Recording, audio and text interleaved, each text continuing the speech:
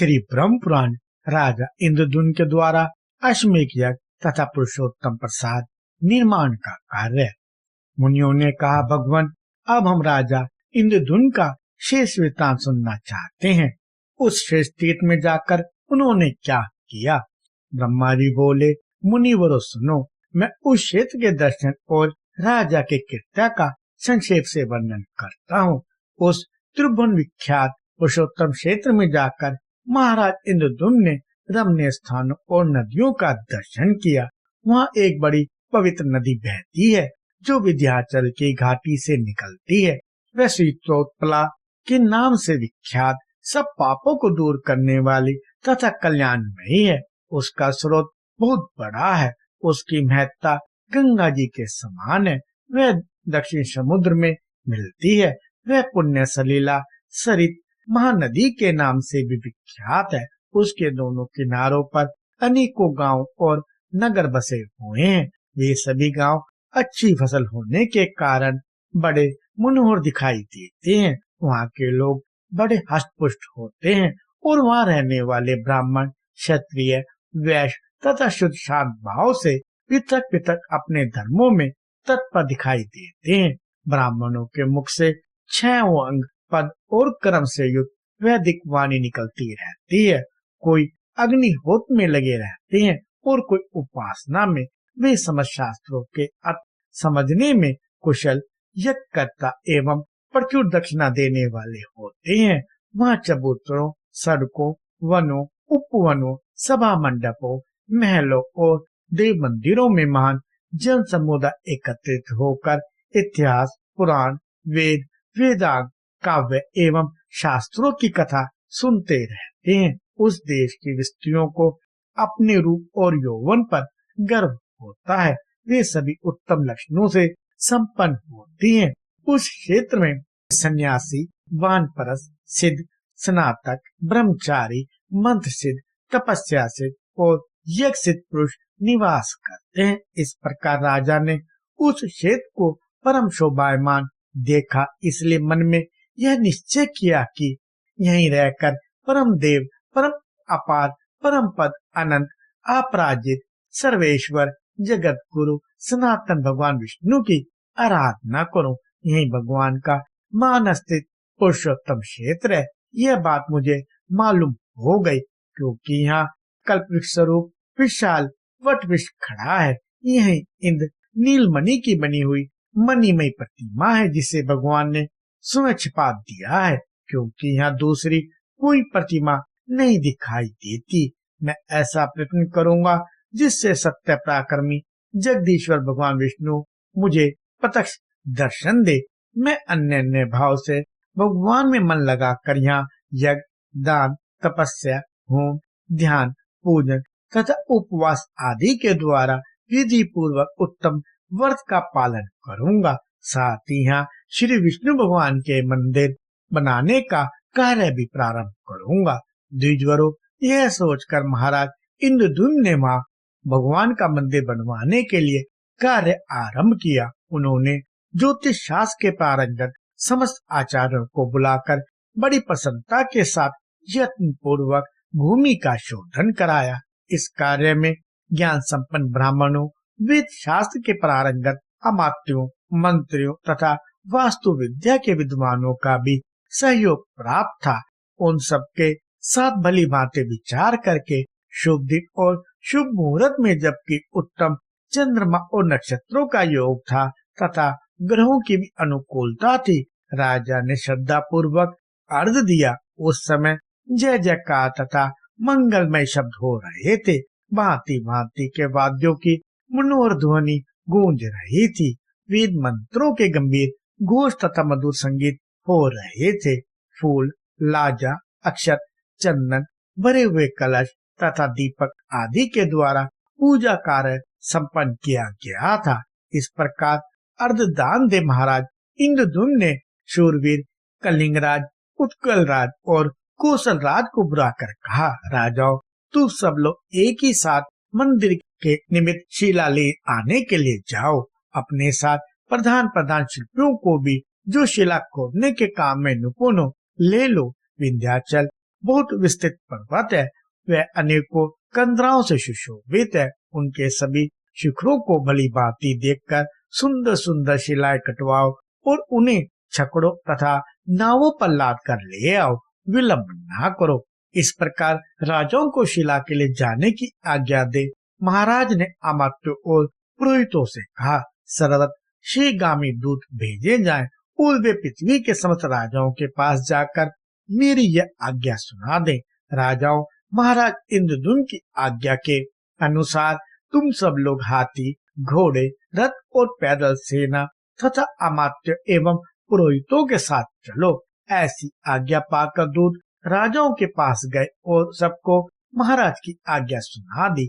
दक्षिण, पश्चिम, उत्तर और पूर्व देशों के रहने वाले, दूर और समीप निवास करने वाले, पर्वत एवं भिन्न भिन्न द्वीपों के निवासी नरेश महाराज इंद्रद्युम्न का आदेश सुनकर रथ, हाथी, घोड़े और पैदल सेना के साथ बहुत धन लेकर भारी संख्या में एकत्रित हुए।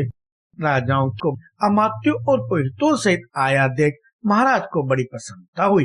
वे बोले, नृपवरों, मैं आप लोगों से कुछ निवेदन करना चाहता हूँ। सुने, यह भोग और मोक्ष प्रदान करने वाला कल्याणमय क्षेत्र है।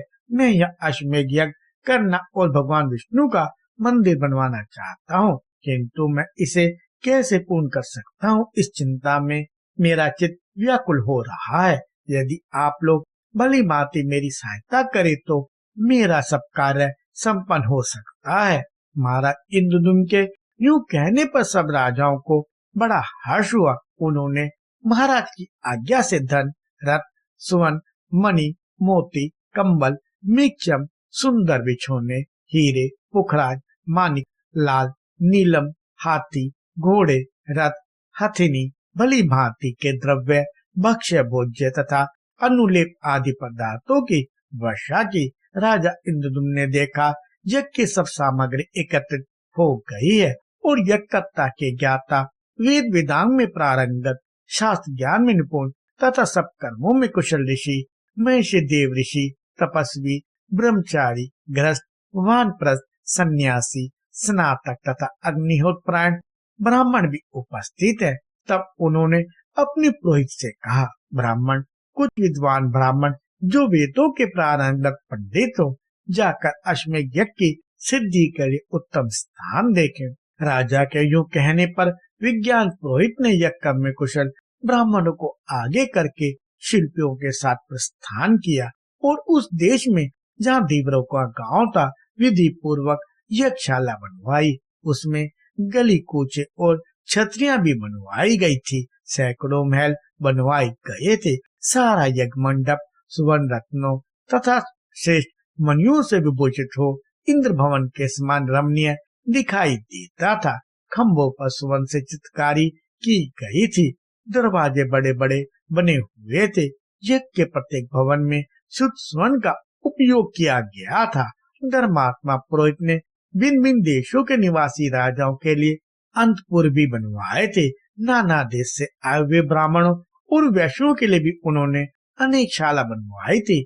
महाराज इंद्रद्युम्न का प्रिय करने के लिए समस्त राजा अनेक प्रकार के रत्न लेकर वहाँ आए थे। साथ ही उनकी स्त्रियां भी उत्सव में सम्मिलित हुई थी। महाराज ने उन समस्त समागत अतिथियों के लिए ठहरने के स्थान, शैया, भांति भांति के भोज्य पदार्थ, महीन चावल, ईख का रस और गोरस आदि प्रदान किए। उस महायज्ञ में जो भी श्रेष्ठ ब्राह्मण पधारे, उन सबको राजा ने स्वागत पूर्वक ग्रहण किया। महातेजस्वी नरेश ने दंभ छोड़कर स्वयं सब ब्राह्मणों का सब तरह से स्वागत सत्कार किया। तत्पश्चात शिल्पियों ने अपनी शिल्प रचना का कार्य पूरा करके राजा को यज्ञ मंडप तैयार हो जाने की सूचना दी। यह सुनकर मंत्रियों से राजा बहुत प्रसन्न हुए। उनके शरीर में रोमांच हो आया। यज्ञ मंडप तैयार हो जाने पर महाराज ने ब्राह्मण भोजन का कार्य आरंभ कराया। प्रतिदिन जब 1,00,000 ब्राह्मण भोजन कर लेते, तब बारंबार मेघ गर्जना के समान गंभीर स्वर में दुम्बियों की ध्वनि होने लगती थी। इस प्रकार राजा के यज्ञ की वृद्धि होने लगी। उसमें अन्न का इतना दान किया गया जिसकी कई उपमा नहीं थी। लोगों ने देखा वहाँ दूध, दही और घी की नदियां बह रही थी। भिन्न भिन्न जनपदों के साथ समुचे जम्बू द्वीप के लोग वहाँ जुटे थे। वहाँ कितने ही श्रेष्ठ पुरुष बहुत से पात्र लेकर इधर उधर से एकत्रित हुए थे। राजा के अनुगामी पुरुष ब्राह्मणों को तरह तरह के अनुपान और राजाओं के उपभोग में आने वाले भोज्य पदार्थ परोसते थे।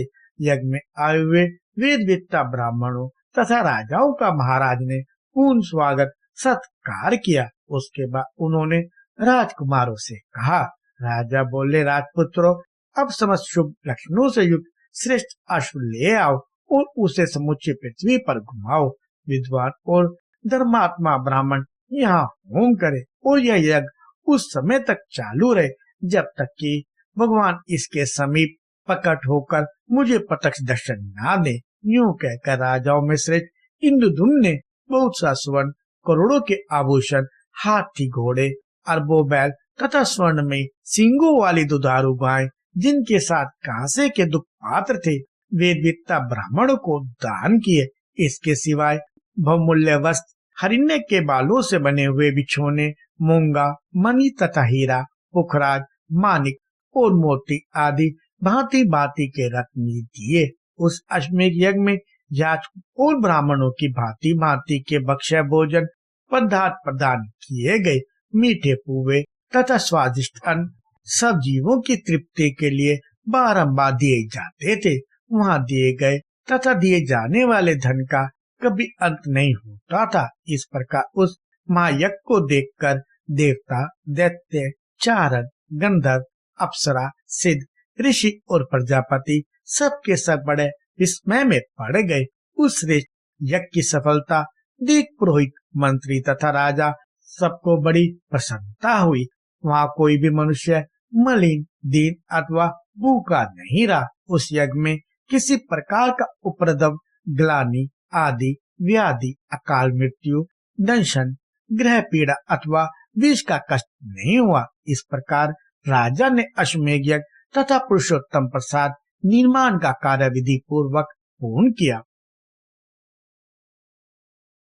कृपया लाइक, शेयर और सब्सक्राइब करें।